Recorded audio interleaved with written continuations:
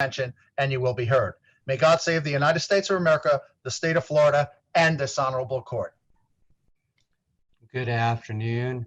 My first instruction was to ask you to turn on your cameras, but I see that that's unnecessary, and I thank you.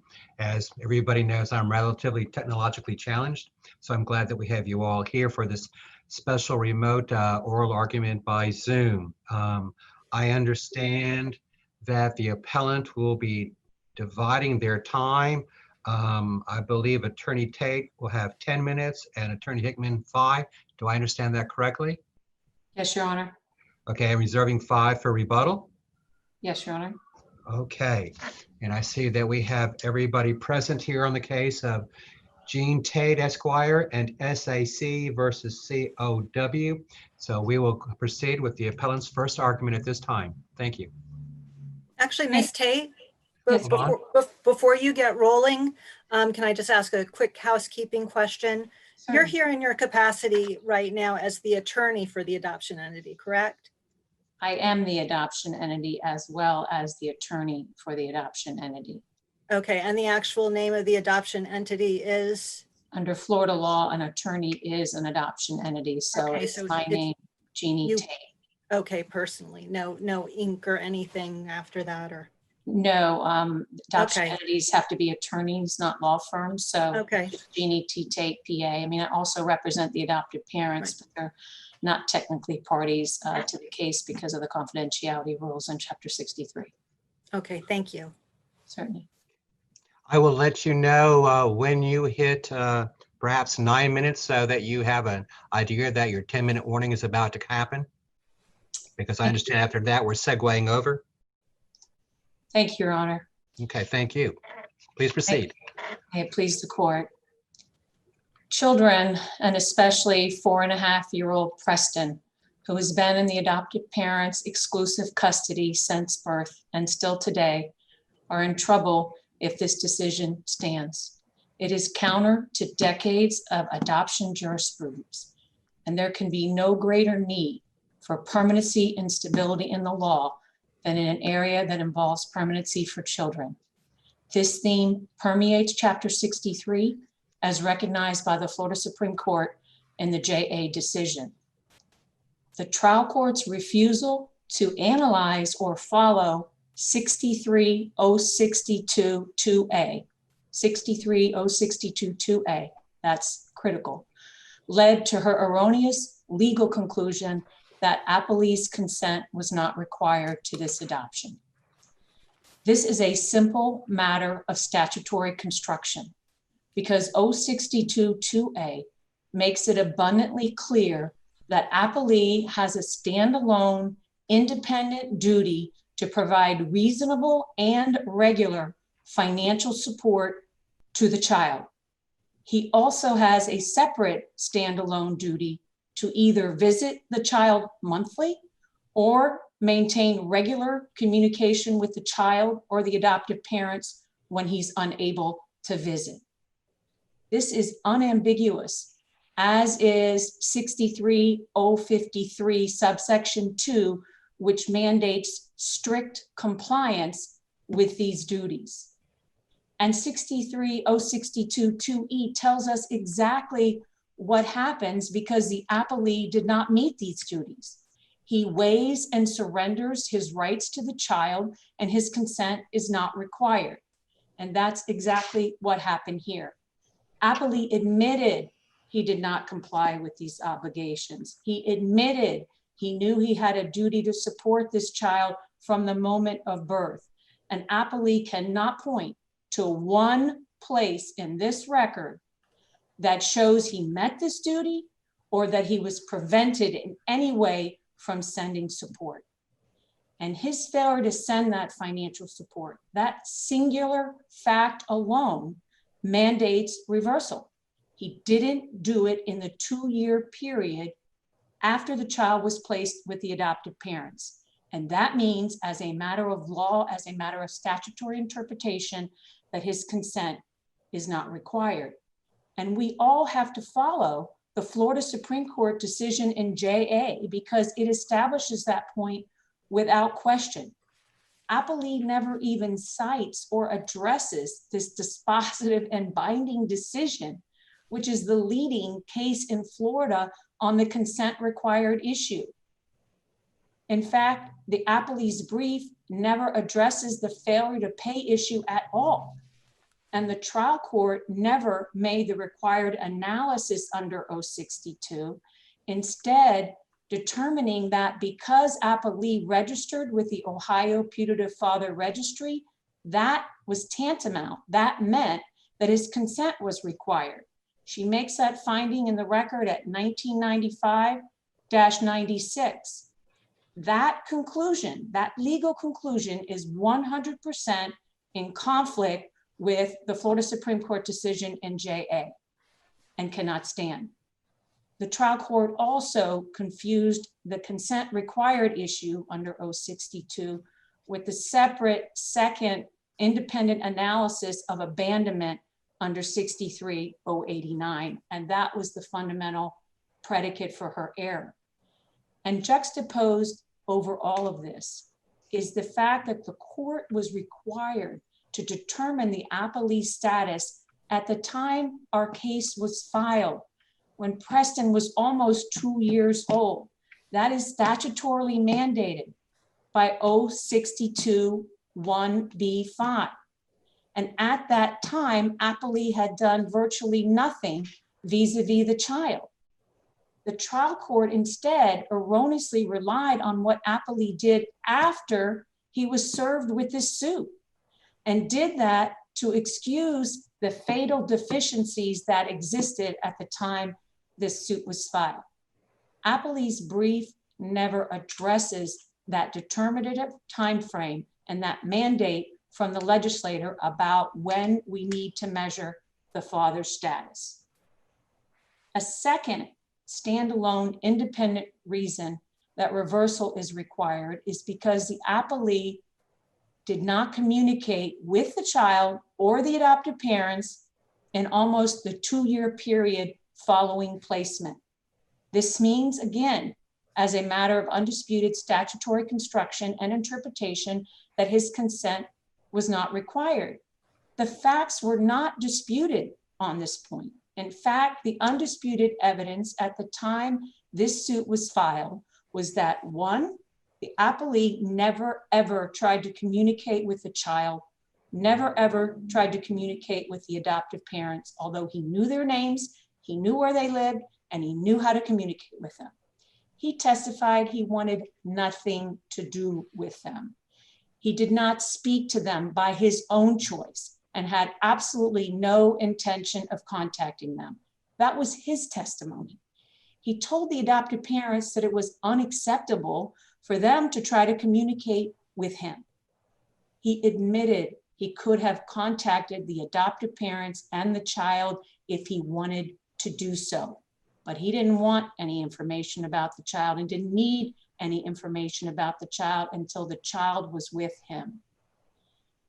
Appellee admitted that he purposely, his words, purposely lied under oath on multiple occasions in the trial court proceedings below in his answers to interrogatories about his address, because he didn't want the adoptive parents to know where he was. And although the trial court minimized that egregious admitted perjury, it was relevant to a breadbasket issue in this case, which is the duty to communicate. So when the adoptive parents reached out to communicate with him, and they sent him pictures, gads of pictures, letters, and updates about the child, he didn't receive them because he had lied about his address. And he never, ever, despite the misstatement in the appellee's brief, filed a motion for visitation in either Ohio or Florida, and never, ever sought contact with this child again until after this suit was initiated. And 63-062-2E tells us exactly what happens when he doesn't communicate. He waives and surrenders his rights to the child, and his consent is not required. And similarly, that status is determined at the time our case was filed. Now, the trial court was troubled that this case was filed in Florida. But where a case is filed is dictated by subject matter jurisdiction, not by the parties. There's no legal hijinks in a subject matter jurisdiction analysis because, as this court well knows, you don't create subject matter jurisdiction by agreement. The mother lived in Florida at the time of conception. The mother lived in Florida the vast majority of her pregnancy. The mother lived in Florida the vast majority of this child's life, all of which was known to the appellee. She didn't hide out. She didn't lie about her pregnancy. Ohio determined that it had no subject matter jurisdiction after the Ohio Supreme Court ruled because the father hadn't been there in 4 years. The mother hadn't been there in a year. And other than the fortuitous place of his birth, the child had never lived there. Florida, our trial judge, also found that Florida had subject matter jurisdiction over this matter. You're at 9. Oh, boy, that goes fast. Yes. Let me talk for a minute about the fact that even if Ohio law had applied, it wouldn't have made a difference because Ohio law imposes a duty on the appellee to financially support the child, as does every state in this nation. And the VRK case, which is Ohio law, a case that was ignored by the trial court despite its binding nature here, if Ohio law is looked at, the father had several weeks to act and support the child, but he didn't pay any expenses for the child. He didn't pay the mother's expenses. And because of that, the Ohio court determined that he had no rights to the child and he therefore was not required to consent. The Ohio court specifically stated that his offers to assist didn't matter because he didn't actually provide support. And That's past 10. in that case, just take 30 more seconds, Ms. Hickman. It's not my time. The mother actually blocked the father from communicating with her and didn't respond to his messages, and he objected to the adoption before birth. That sounds exactly like the case we have before us, and the Ohio court said his rights are extinguished because he didn't support the child. Thank you. Thank you, counsel. Go ahead if you wish at this time. Attorney Hickman? Mike? I'm sorry, I'm having trouble with my mic. May it please the court, my name is Amy Hickman, and I represent the biological mother, Sarah Chapman. And Attorney Hickman, I am going to give you your 5. What I will do is extend the appellee's time by the extra 30 seconds. Thank So you. you're not going to get subtracted. Okay. Thank you. The most significant time period in this case is the time period when my client made her decision to place her child for adoption in the state of Florida. That decision was highly criticized by the trial court and the appellee, and it was wrongly criticized. A big part of this criticism was based on the fact that the issue was heavily litigated in Ohio, and therefore the mother wrongfully made the choice to subsequently place the child in Florida as some type of maneuver to avoid Ohio law. And as Ms. Tate stated, that there is inequality between Ohio and Florida law. A review of the Ohio Supreme Court decision in this case was highly instructive to the biological mother and what action she needed to take after the Ohio Supreme Court decision came down. Because the Ohio Supreme Court decision made a very clear distinction of what an unmarried biological father's responsibilities are to an unwed mother and to a child. And that clear distinction is that the father had a responsibility to provide financial and emotional support to the child after the child's birth. The decision in the Ohio Supreme Court declined to apply the financial requirement to the pre-birth responsibilities. And it was very clear throughout the Ohio Supreme Court decision that the court did not rule, because there was no cross appeal, on the very small claim of post-birth abandonment in Ohio. And that claim was literally a 3-day claim. that the father had abandoned the child between the child's date of birth on November 3rd, 2015, through the date that my client placed the child for adoption in Ohio, November 6th, 2015. So the Ohio case was very instructive, and my client was left with the facts of the case, which are undisputed, that since November 6, 2015, the appellee took no action to visit the child other than one a hallway request to visit the child. There was no request for visitation. And the father paid only $100 in financial support that he admits in the record was only token support to support his case. And it wasn't meaningful support. Understanding that and faced with her constitutional right and responsibility to make a best interest and welfare decision for her child, she chose to place her child for adoption in Florida. And Ohio law is clear. It's not an abandonment issue. It's a whether his consent was required issue. Did he provide financial and emotional support for the child?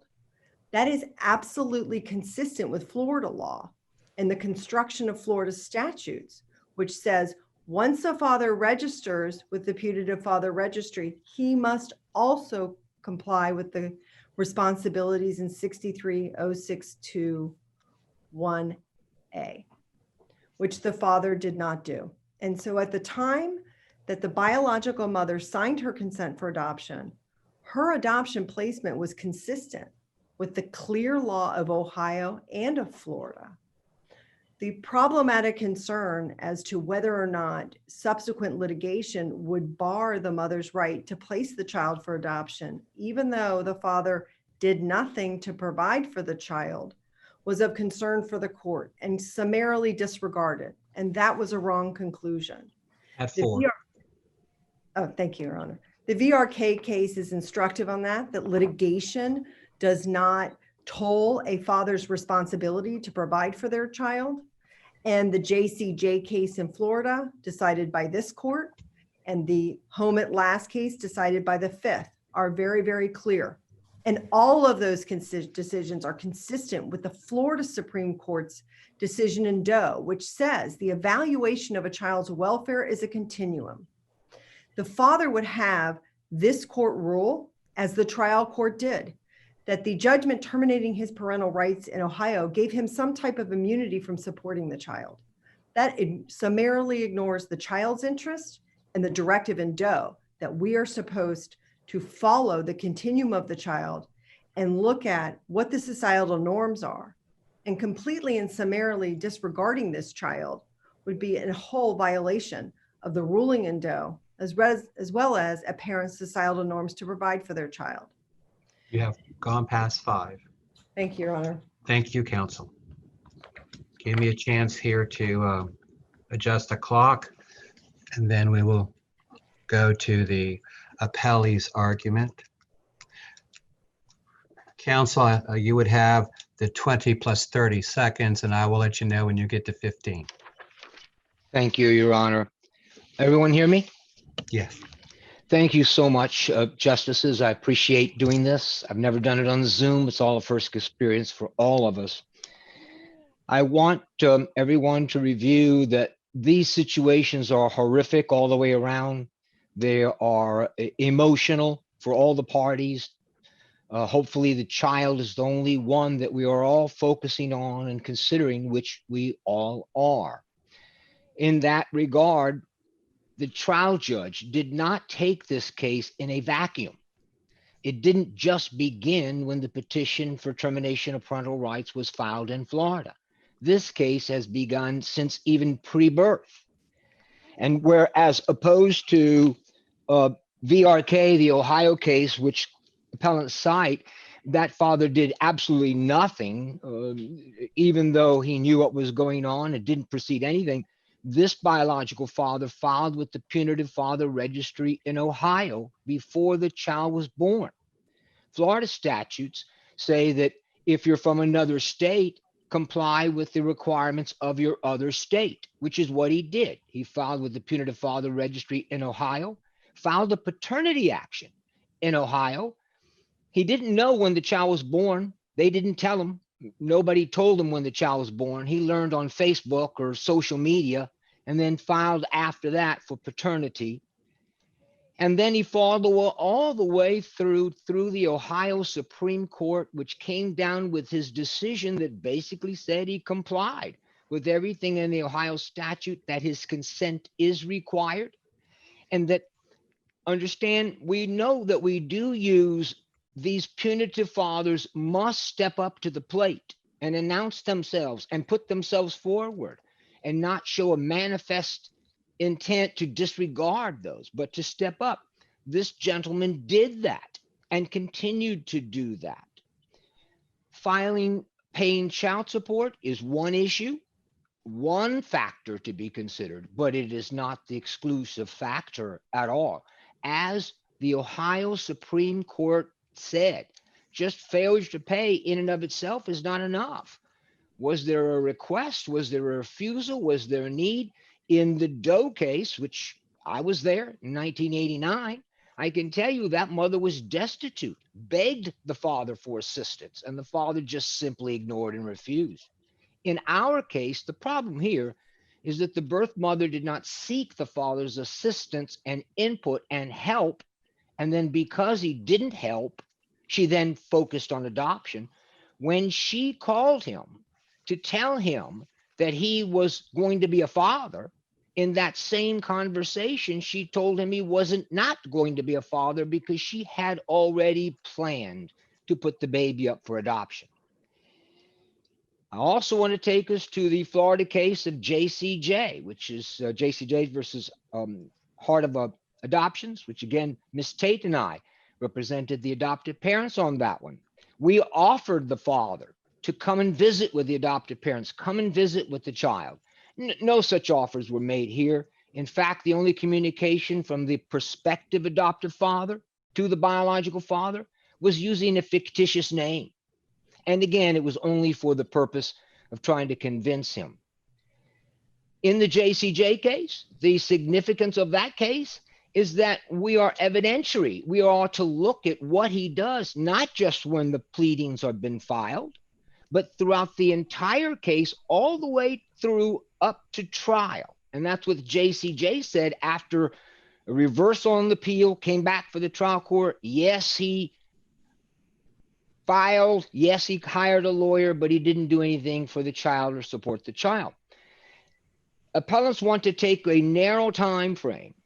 And this is in the time frame after the trial court and appellate court terminated his rights. And at the time of the Supreme Court, where all of the jurisdiction is in Ohio, and then he won.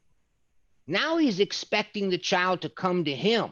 So would he send child support payments to those prospective couples that's now supposed to give him the child? What he did was spend money to set up his nursery, to take care of the child that he thought was coming to him. And again, I say this is all in totality, because what you look at what he did when the action was finally filed in Florida, he started paying child support in a repetitive, customary manner every month, and still hasn't missed a month of child support to this day.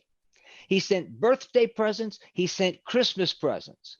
He didn't send a Christmas present for December, I think, of 18, only because he was supposed to have a visit with the child and was going to give him the present specifically. That visit got canceled because the child of the prospective adoptive parents' other child was extremely sick and in the hospital. Very, very delicate situation. Very sympathies to all of them for all of that. But nevertheless, he did. Plus, the evidence shows that he spent over $3,000 just to see the child for a couple of hours. Remember, he is in Michigan. The child is in Tennessee. The transition specialist is in Florida. The mother's in Florida. He has to travel all over, and he did this and is paying. So to look at this from the trial judge's point of view, is his consent necessary?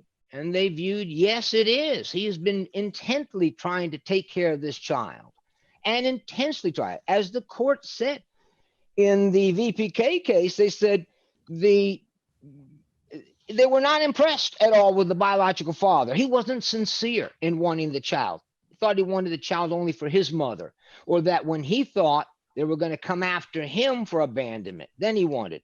But in our case, the trial judge said, this is a man who truly wants to parent. He desperately wants to parent his child. There's no action he did or omission that would amount to a substantial show, the manifest that he intends to willfully disregard his obligations as a parent. This man has done everything possible to be a parent.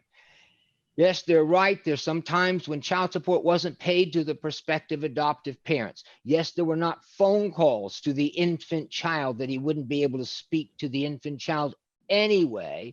And there was no communication. I'm going to blame the lawyers, I guess, for not facilitating communication.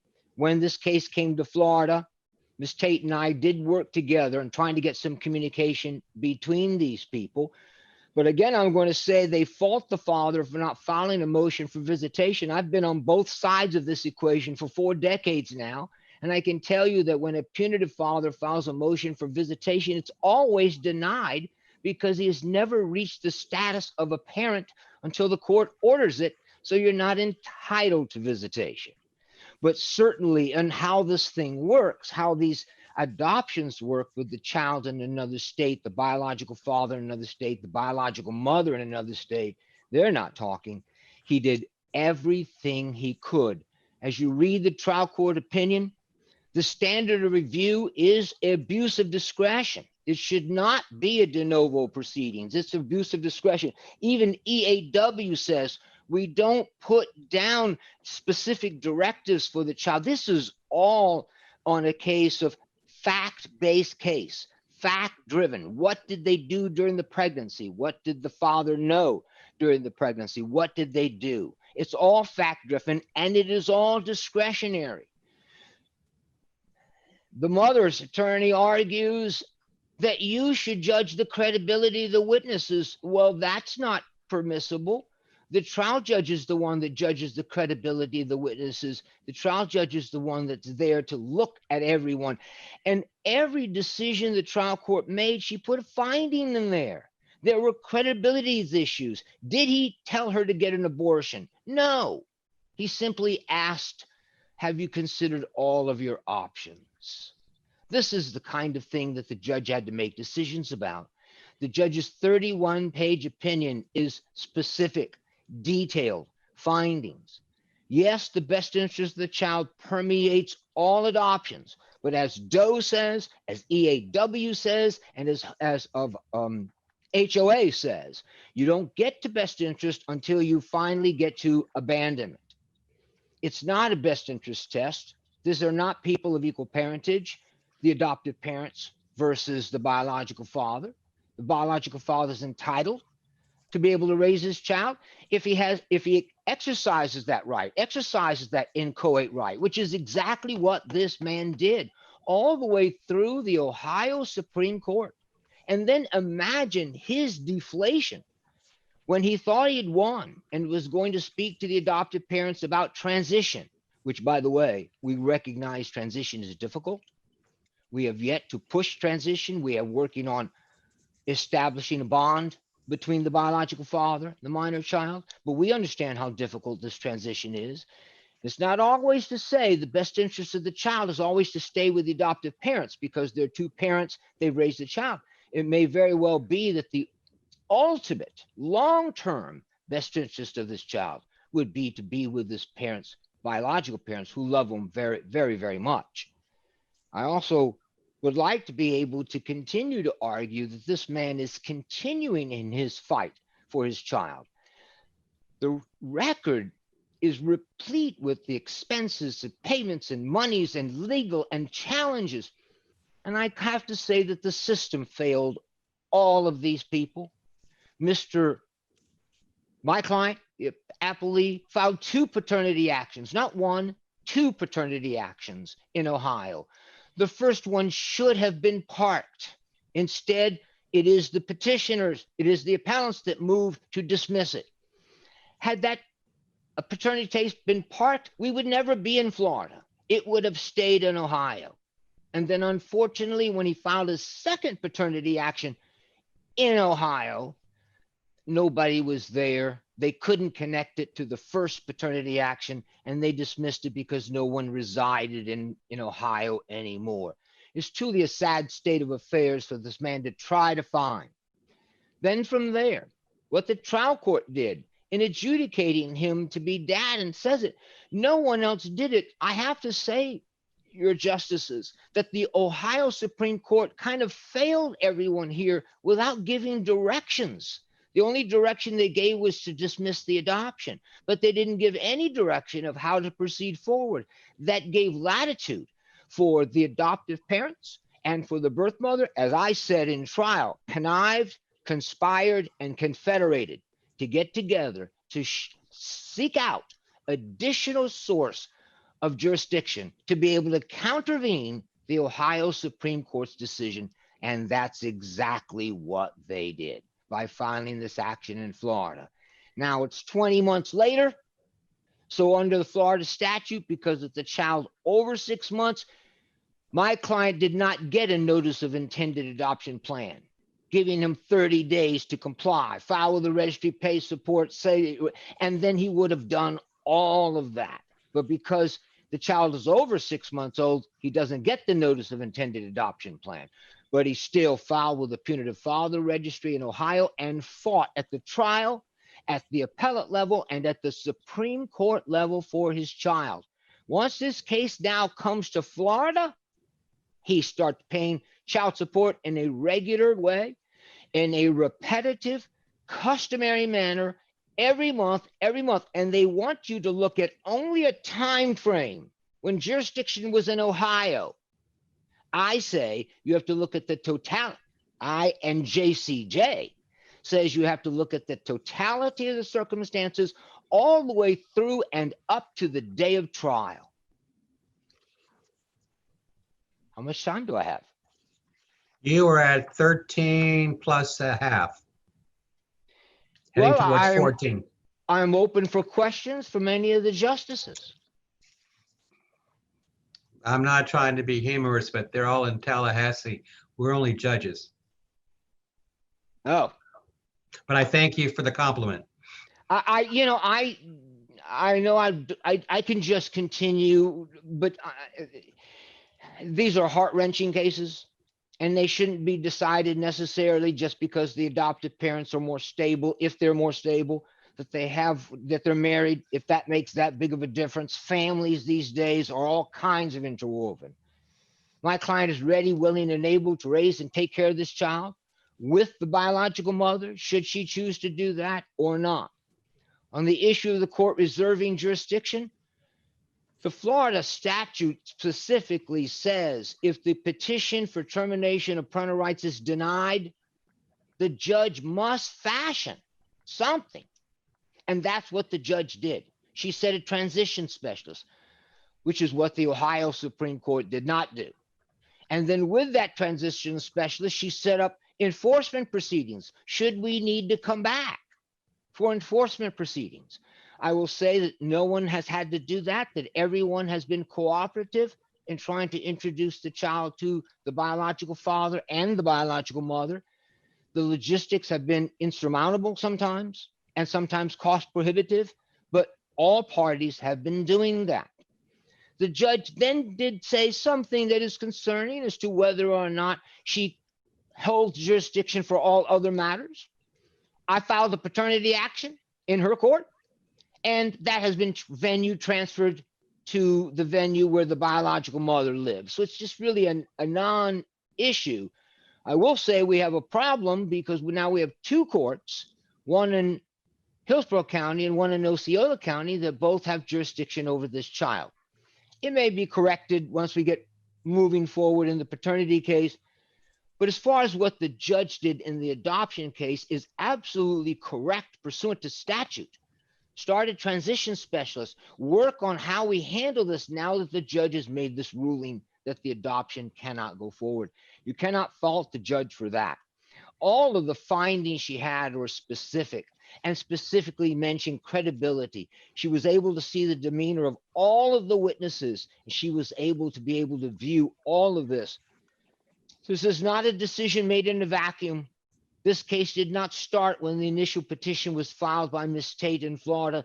This case started before the minor child was born and continued all the way through Ohio Supreme Court and now in Florida. And to say that my client has no interest in the child, has manifestly showed that he is willfully abandoned. Look at the content of the record. Look at what he has spent to visit with this child, what he has done, all the hoops he jumped through to get psychological testing, to get psychological evaluation, to meet on a supervised visitation for only a few hours. She tells you how desperately this man chooses to parent his child. And that cannot in any way be viewed as abandonment.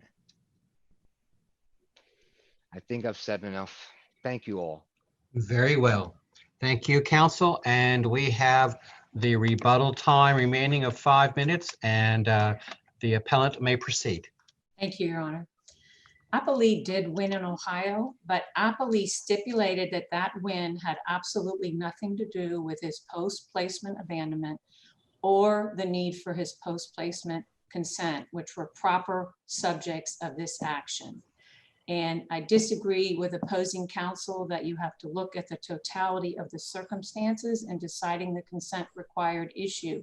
The statute very clearly tells us that that ball drops at the time the TPR is filed. And that's when you have to look at what this father did, not in the courtroom, but to the child. The fact that Mr. Marchese bolstered him up to start sending support or start asking for contact for the child does not erase the immutable deadline that is placed in the statute. The facts, the material facts, were not really in dispute in this case, as the trial court herself recognized. And the Florida Supreme Court has taught us that adoption exists solely by virtue of statute, and the trial court's decision must be grounded in the statute. And her failure to follow 062-2 requires reversal, because the father's consent was not required because he did not provide any support to this child other than a token $100 in almost 2 years. The decision below is contrary to every leading adoption decision in our state. JA, JCJ, Home at Last.